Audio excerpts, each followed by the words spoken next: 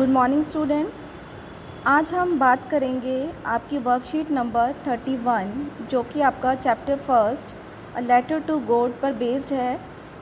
But इसमें letter to God पे आपकी बहुत सारी पहले वर्कशीट्स आ चुकी हैं, बट आज जो वर्कशीट आई है उसमें आप ग्रामर स्ट्रक्चर समझेंगे।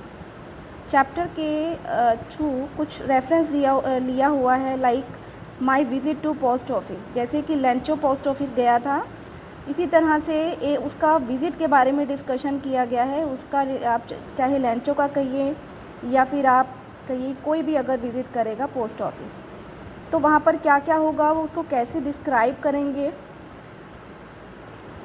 आपकी वर्कशीट में गिवन है, hello students, hope you all are safe and smiling this worksheet onwards, यानी कि इस वर्कशीट से अब आगे let us try our hand at some structure of grammar, कि हम जो है अब जो आपके चैप्टर्स हैं उसमें स्ट्रक्चर समझेंगे उसकी हेल्प से।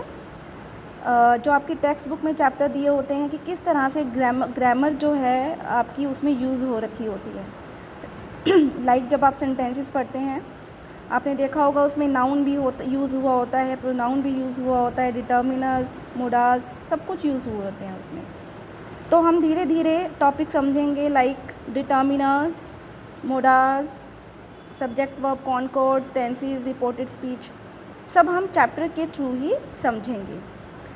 तो आज जो एक्टिविटी आई हुई है आपकी, that is based on determiners and articles. Articles हमने बहुत बार किए हैं, ए, एन और द कहाँ यूज़ करते हैं आप जानते हैं।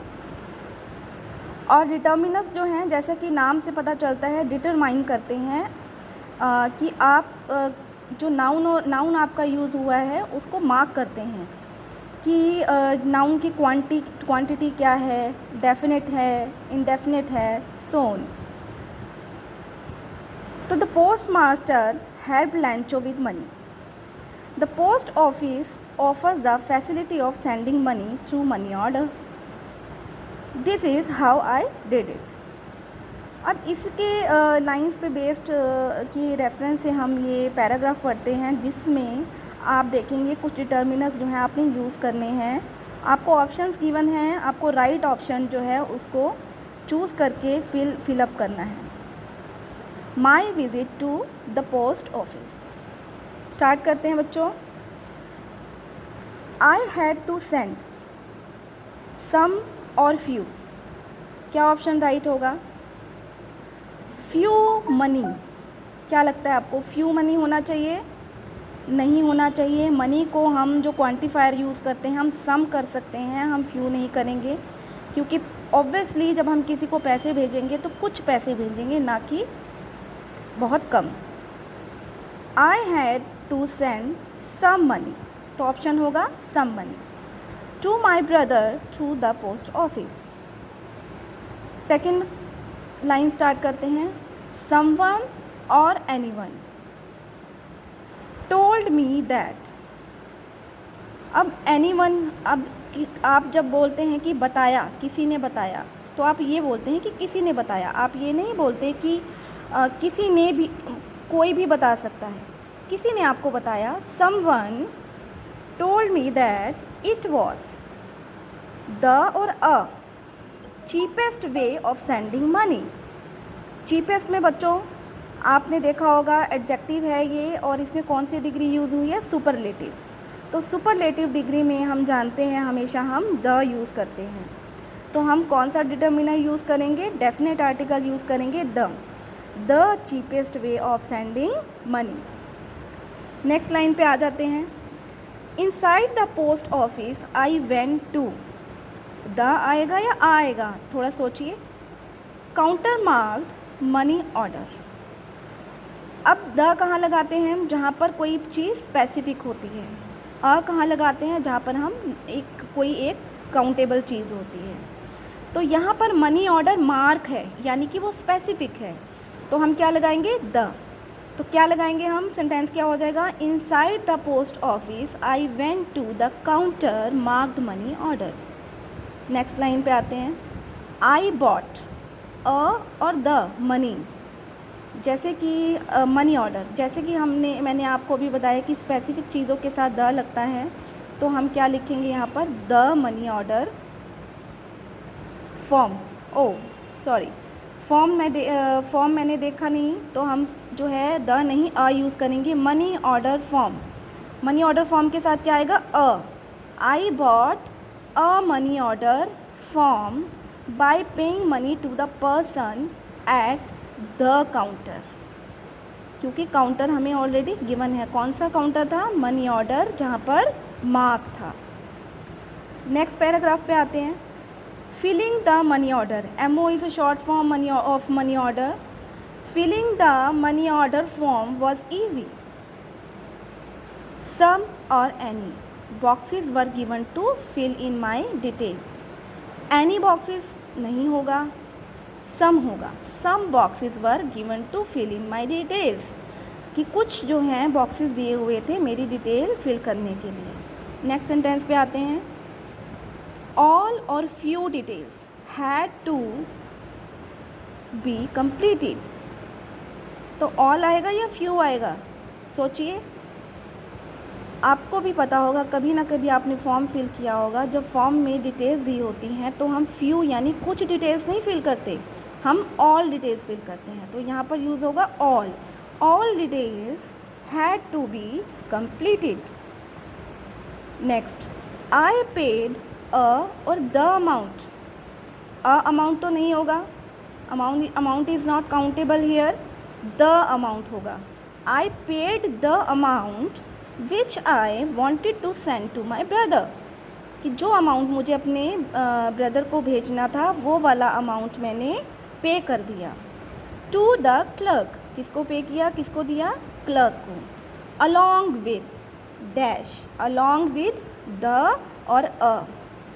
अलॉन्ग विद बच्चों एक फ्रेज़ है जिसके साथ हमेशा द यूज़ होता है। कहीं भी आप अलॉन्ग विद देखें तो आप द बिना देखे बिना समझे आप द यूज़ करें, तो क्या होगा, along with the transfer charges. Next is the counterfoil of the MO form was return to me for my record. इसमें आपको मनी ऑर्डर की पिक्चर भी रेफरेंस के लिए दी हुई है, पोस्ट ऑफिस की पिक्चर बनी हुई है, तो आप जब वर्कशीट करेंगे अपनी कॉपी में तो आप इनको ड्रॉ कर सकते हैं to make your content look attractive. अब नेक्स्ट आ जाते हैं फिलिंग द ब्लैंक्स में। There are 3 more methods through which we can transfer money to someone. Anyone or someone can use these methods. Someone नहीं लगाएंगे हम यहाँ पर, someone can use this method हम नहीं यूज़ करेंगे, हम यहाँ यूज़ करेंगे anyone, यानी कि कोई भी इस मेथड्स को यूज़ कर सकता है। नेक्स्ट लाइन, one और none must have, तो नन नहीं कहेंगे हम, मस्ट हैव लगा है तो obviously one must have dash a an or the account.